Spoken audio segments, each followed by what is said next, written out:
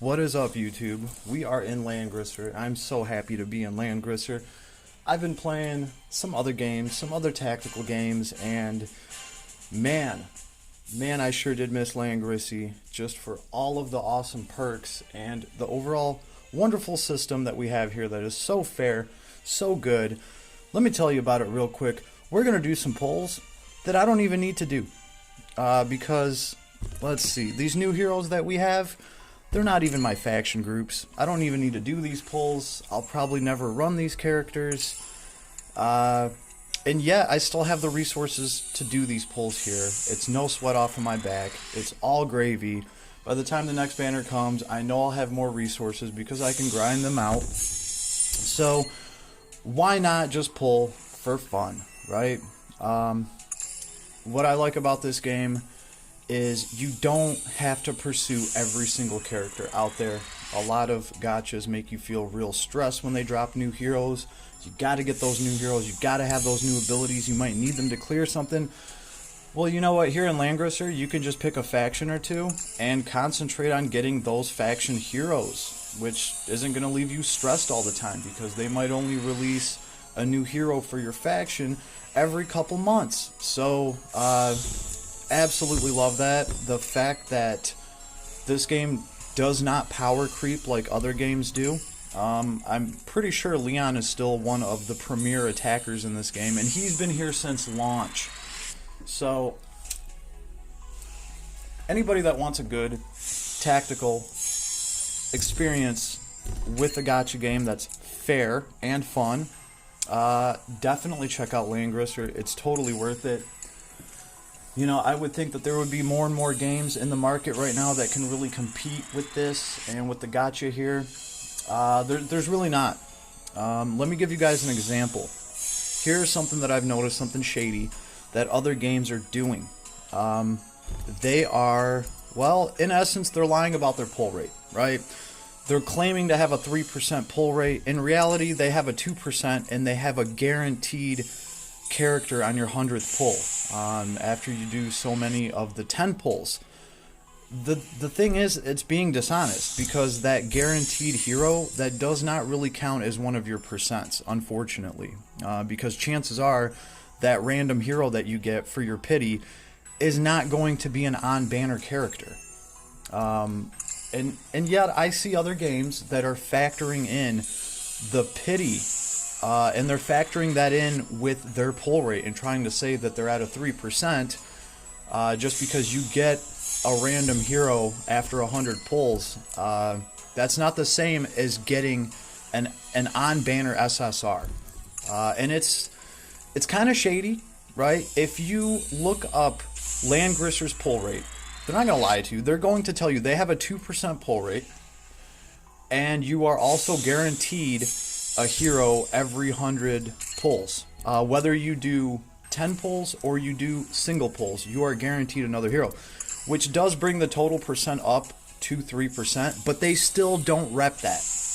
They don't. And unfortunately, I'm seeing other game companies that are doing that.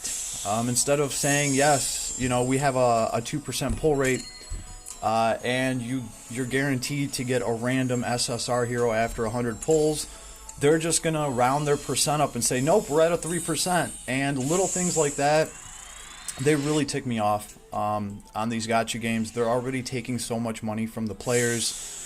I think it's absurd, but that's what's going on out there. I'm just reporting what I see out there in the world. I did just get done reviewing quite a few games. I did drop a video talking about the Dragon Quest tactical game.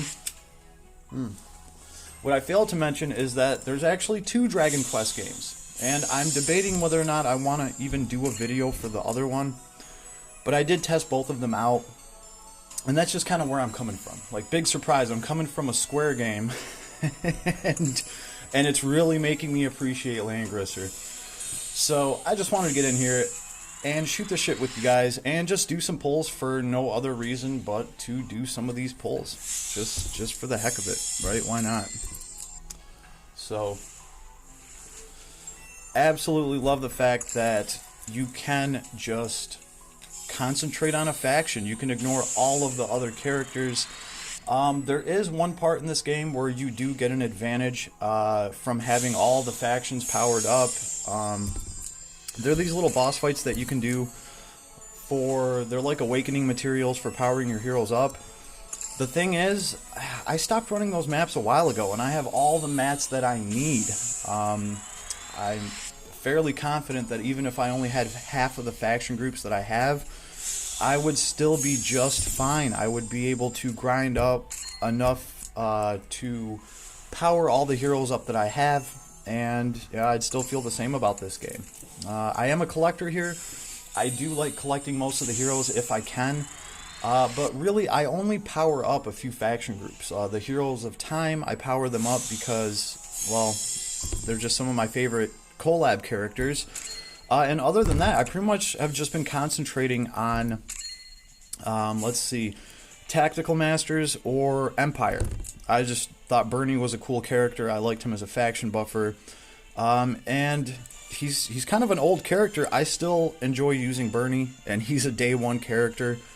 Just like Leon here. Leon, who is still one of the most powerful attackers in this game. So, yeah, anybody that wants a good, fair, straight-up tactical game, look no further. This is it. I'm telling you guys, if you've ever thought about trying Langrisser, now is the time to do it. Get in here while you can. Start grinding everything out. Start getting up to that power level so you can have a bunch of fun, so you can raid with all your guild members, or if you want, you can go into Apex for some serious PvP action. And I gotta say, compared to other tactical games that I've been trying and playing, they just cannot touch Langrisser, right? There's not enough gear to go around. There's right? I mean, I'm looking at other games that are giving you 1 or 2 pieces of gear. You know, in Langrisser, you get a whole set of gear. There's a ton of different gear. You get to roll on the gear. And on top of that, you also get soldiers to bring into battle. This is just something that is awesome about Langrisser. You can power your soldiers up. You can invest into them. There are systems upon systems upon systems to work on here. I always feel like I'm doing something new and fresh. They're always adding stuff. It never gets stagnant. It never gets old. And when you think your characters are as strong as they're ever going to get, well, you know, some new gear and stuff like that gets added to the game. And that one piece of gear can completely change your character. So that is why I'm always on Langrisser. It never stops. I honestly, I'm surprised that this game has lasted me as long as it has, and it's still just as fun as day one. What can I say? I'm Russian. I like to play chess, and as far as I'm concerned, right now Langrisser is that ultimate video game chess. Now, if anybody has any better suggestions, please leave me a comment, but it's looking pretty damn good over here. So anybody that wants an awesome and fair tactical game that's not lying about anything, that's not shady about anything, come on over. The grass is greener over here. And I wish you all a good day. If you enjoyed the vid, make sure to like and subscribe, but I'm sure I don't have to tell you to do that. You already know all that stuff. Peace, everybody.